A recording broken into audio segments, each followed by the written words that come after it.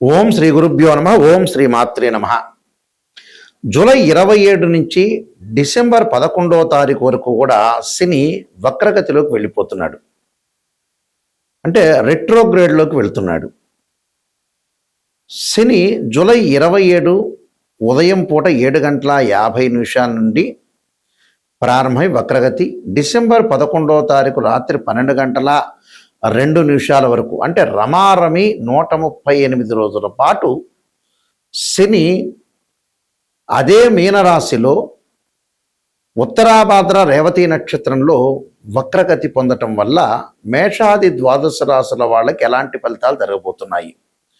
శని ఆయుష్కారకుడు, అంటే పనులలో ఆలస్యం చేసేవాడు, లేటుగా పనులని ప్రారంభం చేసేవాడు, కొన్ని చికాకులు, గొడవలు, తగాదాలు, ఒక మంచి నిర్ణయాలు. మంచి స్థానంలో ఉంటే శని మంచి నిర్ణయాన్ని ఇస్తాడు. చెడు స్థానంలో ఇస్తే మనకి చెడు నిర్ణయాలు కలిగే అవకాశాలు, ప్రమాదాలు, ఆరోగ్యము, అధిక శ్రమ, డబ్బులు కోల్పోయే అవకాశాలు ఉండటం, వివాదాలు, పరిష్కార మార్గాలు కాకపోవటం. అంటే లైఫ్ స్పాన్ని కూడా రిప్రజెంటివ్ చేసే ప్లానెట్ ఏంటంటే శని. అలానే షష్టమ భావాధిపతి కూడా కుజుడితో పాటు కూడా శని ఉన్నాడు. అలానే వ్యయాధిపతి కూడా శనే. అయితే ఇప్పుడు మనం చెప్పేవి ఏంటంటే గోచారీత్యా ఫలితాలు. అంటే గోచారీత్యా ఫలితాల్లో ఈ ఏదైతే 138 రోజుల పాటు శని ప్రభావం వల్ల వృత్తి, ఉద్యోగ, వ్యాపారాలు, ఆరోగ్యము, ప్రమాదాలు, శుభ కార్యక్రమాలు, ఆటంకాలు, మంచి చెడులు ఏ విధంగా ఉన్నాయి, ఎలాంటి ఫలితాలు రాబోతున్నాయో మనం తెలుసుకుందాం. ఇవన్నీ కూడా గోచారరీత్యా చెప్పబడే ఫలితాలు అంటారు.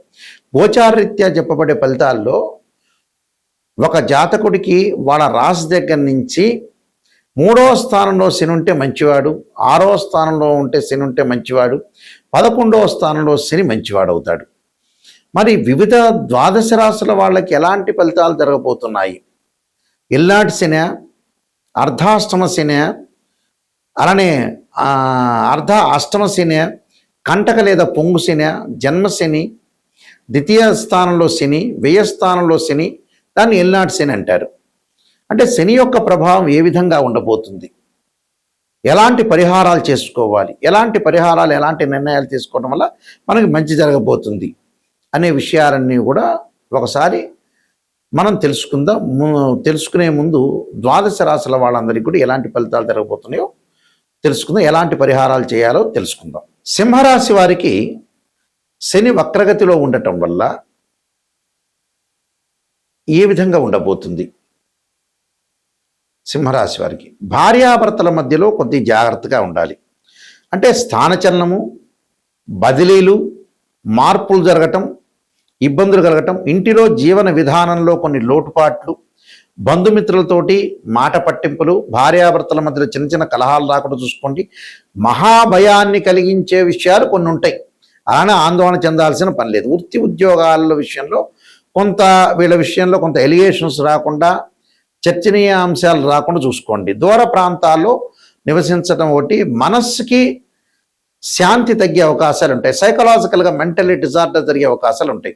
అలాంటి డిజార్డర్ లేకుండా చూసుకోండి. భార్యాభర్తల మధ్యలో అన్యోన్య దాంపత్యాన్ని పెంపొందించుకోండి. అనవసరమైన విషయాలు, బయట విషయాలన్నీ కూడా తీసుకొచ్చి చికాకులు కలిగే అవకాశాలు, ఇలాంటివన్నీ కూడా లేకుండా చూసుకోండి. అంటే ప్రతి విషయంలో కూడా కొంత రాజీ పడుతూ ముందుకు వెళ్ళండి. రాజీ పట్టమే కాదు, వృత్తి ఉద్యోగాల్లో ఒక మాట అన్నా కూడా పట్టించుకోవద్దండి. పట్టించుకోవటం వల్ల కూడా కొన్ని ఇబ్బందులు కలిగే సూచనలు ఉంటాయి. అలాంటి పట్టించుకుంటే కూడా మన జీవన విధానంలో కూడా మార్పులు వస్తాయి. బంధుమిత్రులతో ఎంత మాట్లాడకుండా ఉంటే అంత మంచిది. విదేశాలకు వెళ్ళే అవకాశాలు ఎక్కువగా ఉంటాయి. డబ్బు పరంగా వీళ్ళకేమీ లోటు ఉండదు. విద్యార్థులు కొంత అధిక శ్రమతో చదవాలి. స్త్రీలకు ఉన్నతమైన అభిప్రాయాలతోటి ముందుకు వెళ్ళే అవకాశాలు ఖచ్చితంగా ఉంటాయి. అయితే వీళ్ళు పరిష్కార మార్గం ఏంటంటే దక్షిణాకాళి స్తోత్రాన్ని పఠనం చేయటం, అలానే ఆరోగ్యపరంగా ఇబ్బందులు కలగకుండా ఉండటానికి ఓం నమఃశివాయ పంచాక్షరి ఆ రుద్రగాయత్రి మంత్రాన్ని చేయటం కూడా చాలా మంచిది. తత్పురుషాయుధే మహాదేవాయ ధీమహే తన్నో రుద్ర ప్రచోదయాత్ అనే మంత్రం చక్కగా చదువుకోండి. మీకు ఖచ్చితంగా మంచి జరిగే అవకాశాలు ఖచ్చితంగా ఉంటాయి. ఇవన్నీ కూడా గోచారరీత్యా చెప్పబడే ఫలితాలు అంటారు. అంటే this is the transit system అంటారు. గోచారం ఎప్పుడూ కూడా మనకి ఏదైతే 138 రోజుల్లో శని యొక్క ప్రభావం ఏ విధంగా ఉండబోతుంది, మనం ఎలాంటి నిర్ణయాలను తీసుకోవాలి, ఆరోగ్యపరంగా ఎలా ఉండబోతుంది, వృత్తి ఉద్యోగాల్లో ఏ విధంగా ఉండబోతుంది అనేది మనం తెలుసుకున్నాం. దాని పరిష్కార మార్గం ఏంటి, శని బాగలేని వాళ్ళు ఏం చేయాలి, ఆరోగ్యపరంగా ఇబ్బందులు కలుగుతుంది అని అంటే ఖచ్చితంగా నువ్వుల నూనెతో శివుడికి అభిషేకం చేయాలి. ఇది పురాతన పద్ధతి, ఇప్పుడు వాళ్ళకి తెలియదు. అదేందుకు గురువుగారు నువ్వుల నూనెతో శనికి అభిషేకం చేయాలి, శివుడికి ఏంటి అనేవాళ్ళు ఉన్నారు. నువ్వుల నూనెతో శివుడికి అభిషేకం చేస్తే ఆయు ప్రమాణం పెరుగుతుందని అర్థం, ఆరోగ్యపరంగా ఇబ్బందులు కలగవని అర్థం. పనులలో ఆలస్యం జరుగుతుందా శని వల్ల వీళ్ళకి అనుకునేవాళ్ళు తప్పకుండా శనికి నువ్వుల నూనెతో అంటే తైలాభిషేకం చేయాలి.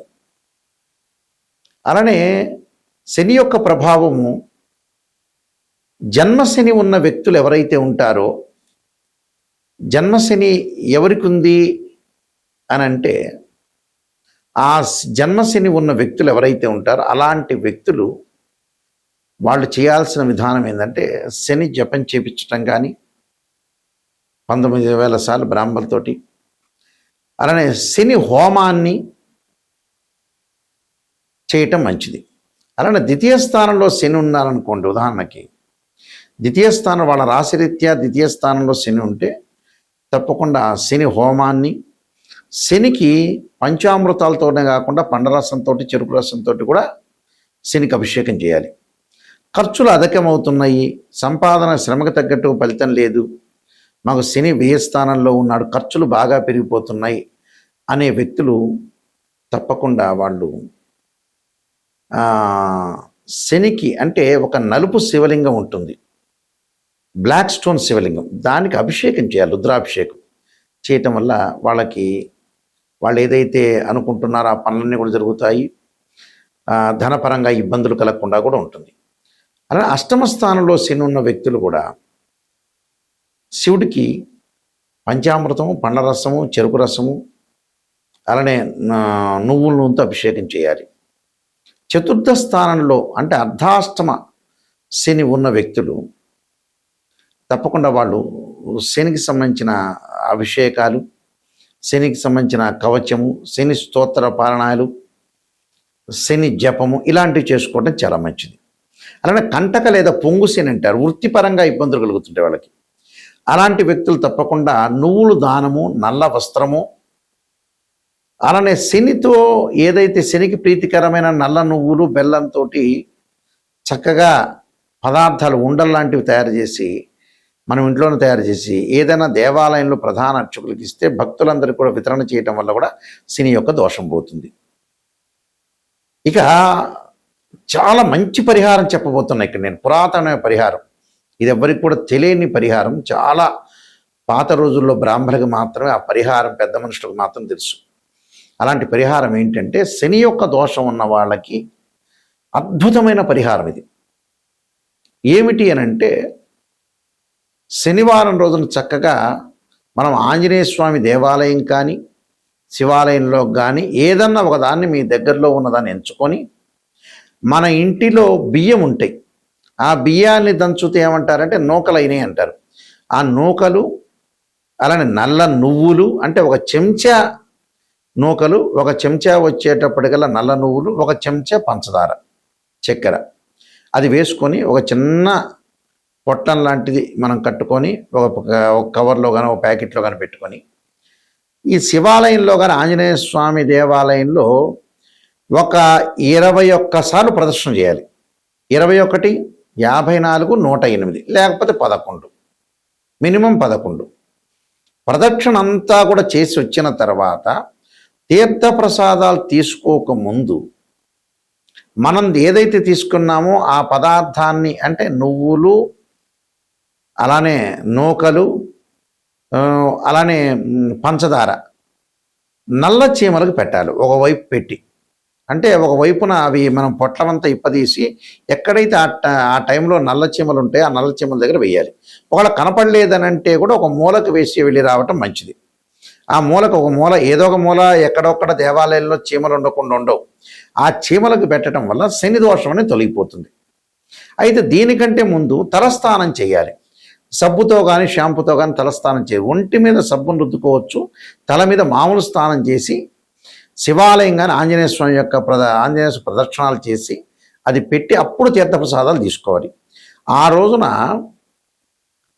మీరు ఓం నమః శివాయ పంచాక్షరి చేయాలి. ఆ రోజున ఉపవాసం ఉండి చక్కగా అల్పాహారాన్ని భుజించి ఉదయం సాయంత్రం ఉప్మా లాంటివి అలానే అల్పాహారాన్ని భుజించి ఓం నమః శివాయ పంచాక్షరి చేసుకోవటం వల్ల శని యొక్క దోషం పటాపంచలవుతుంది. అలానే ఇక్కడ మా వెబ్సైట్ www.nayakanti.com nayakanti.in అని కూడా చూడొచ్చు. నేను కాలసర్పయోగము, కాలసర్పయోగ చంద్రిక, రాహుకేతులు, ఛాయాగ్రహాలు, పుత్రగణపతి వ్రతము, స్వప్నశాస్త్రము, అలానే బృహత్ పరిహార సింధురు, నవగ్రహ దోషాలకి 12 మహావిద్యల యొక్క స్తోత్ర పరణాలు, అలానే వివాహ మార్తాండము, జాతక Chandrika, production of astrology, transit of results, ఇలాంటి సర్వదేవతా గోత్రపులు పార్ట్ 1 పార్ట్ 2 ఇలాంటి పుస్తకాలన్నీ రాశాము. మేము వంశపారంపర్యంగా చెప్తూ ఉంటాం. మా నాన్నగారు కూడా ప్రధాన పురోహితులుగా పనిచేశారు శ్రీశైలంలో. అలానే వారు కూడా ఇంటర్నేషనల్ ఆస్ట్రాలజీ మెంబర్స్ వాళ్ళు కూడా. అయితే ఈ వంశపారంపర్యంగా మేము చెబుతున్నాము. ఎందుకంటే ఎప్పుడైనా మీకు ఒక సలహా ఏమిటి అంటే, ఒక జాతకాన్ని ఆస్ట్రాలజీని అప్రోచ్ అయినప్పుడు నిజం తెలుసుకోండి. మమ్మల్నే కాదు ఎవరిని ఆస్ట్రాలజీని అప్రోచ్ అయినా నెగిటివ్ ఫస్ట్ తెలుసుకోండి. నెగిటివ్ని పాజిటివ్ చేసుకోవటం ఎలా, అదే పాయింట్. అసలు ప్రపంచాన్ని నడిపించే పాయింట్ అదే. భగవంతుడి కంటే ముఖ్యమైన పాయింట్ అదే. మనలో లోపాలని మనం సవరణ చేసుకొని ముందుకెళ్తేనే నెంబర్ 1 సూపర్ స్టార్లు అయ్యేది. స్త్రీయ లోపం మెరుగుట పెద్ద విద్య, లోపం మెరిగిన వాడే పూర్ణవుతాట. నెగిటివ్ని మనం పాజిటివ్ చేసుకుని ఓవర్కమ్ చేస్తే మన జీవితం బాగుపడినట్టే. ఆ విషయాలన్నీ కూడా మీరు గుర్తుపెట్టుకోండి. ఈ పుస్తకాలన్నీ కూడా రాజమండ్రిలో కోటగుమ్మంలో మోహన్ పబ్లికేషన్ వారి దగ్గర దొరుకుతాయి. ఈ పుస్తకాలు నా దగ్గర కూడా లభ్యమవుతాయి. ఆ స్క్రీన్ మీద స్క్రోలింగ్ అవుతున్న నెంబర్ ఉంటుంది, నా నెంబర్కి కాల్ చేయొచ్చు. నిజాన్ని తెలుసుకునే వాళ్ళు మాత్రమే నాకు ఫోన్ చేయండి. మీ అందరికీ కూడా శ్రీ పరమేశ్వరు యొక్క కరుణాకటాక్షం ఉండాలని ఆశిస్తూ సర్వే జనా సుఖినో భవంతు.